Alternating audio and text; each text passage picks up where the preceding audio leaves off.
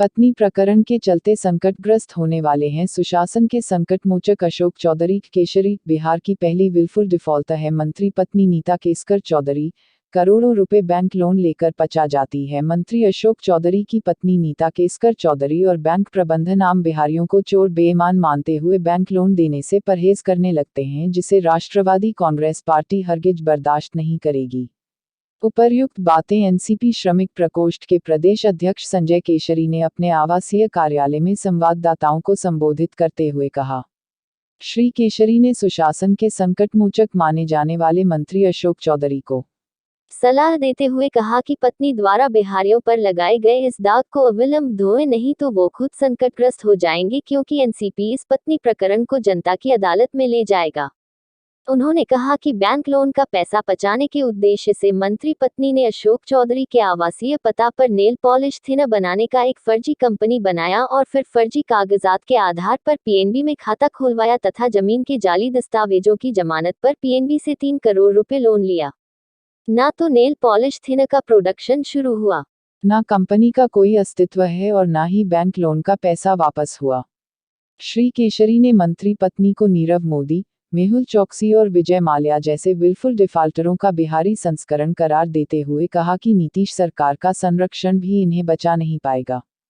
संवाददाता सम्मेलन में प्रदेश महासचिव राजीव शर्मा, वरीय नेता अजय प्रसाद सिंह, मुकेश जायसवाल, आजाद शर्मा, महिला नेत्री सोनी सिन्हा, शोभा देवी, चंदन गुप्ता एवं शंकर यादव सहित अन्य कार्यकर्ता उपस्थित थे। सुशासन के संकट मोचक कहे जाने वाले मंत्री अशोक चौधरी पत्नी प्रकरण के कारण खुद ही संकटग्रस्त होने वाले हैं।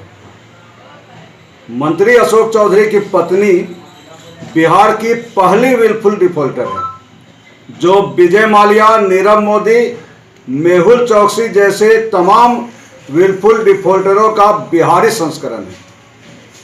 हम आपको बताना चाहते हैं कि मंत्री अशोक चौधरी की पत्नी मंत्री अशोक चौधरी के निजी आवास के पता पर वैशाली ट्रेडिंग कंपनी नाम का एक फर्जी कंपनी का स्थापना किया और फर्जी कागजात के आधार पर पंजाब नेशनल बैंक में एक खाता खुलवाया। उसके बाद पंजाब नेशनल बैंक से नेल पॉलिश थिनर बनाने के नाम पर 3 करोड़ रुपया बैंक लोन लिया। बैंक लोन जो लिया 3 करोड़ रुपया, उसके लिए जो जमीन का कागजात जमा किया, मकान का कागजात जमा किया बैंक में, वो जाली दस्तावेज के आधार पर जब बैंक को इस फ्रॉड का पता चला, तब तक पैसा लेकर नीता केसकर चौधरी, जो मंत्री अशोक चौधरी की पत्नी है, पैसा लेकर पचा गई। ना वैशाली ट्रेडिंग कंपनी खुला, ना नेल पॉलिश थिनर का काम शुरू हुआ और ना ही बैंक को पैसा मिला। बैंक प्रबंधकों को नीता केसकर चौधरी जैसे विलफुल डिफॉल्टर के कारण पूरे बिहारी समाज को, बिहार के सभी बेरोजगारों, किसानों, मजदूरों और छोटे छोटे दुकानदारों को चोर बेईमान कहने का मौका मिल जाता है और बैंक बिहार के लोगों को ऋण देना नहीं चाहता है। मैं मंत्री अशोक चौधरी से यह मांग करता हूं कि अविलंब पंजाब नेशनल बैंक का 3 करोड़ रुपया वापस करे और बिहारियों के ऊपर जो कलंक लगा है, इस कलंक के दाग को धोने का काम करे। नहीं तो राष्ट्रवादी कांग्रेस पार्टी बिहार की पहली विलफुल डिफॉल्टर मंत्री पत्नी नीता केसकर चौधरी के खिलाफ और मंत्री अशोक चौधरी के खिलाफ सड़कों पर उतरकर कोहराम मचाने के लिए बाध्य हो जाएंगे।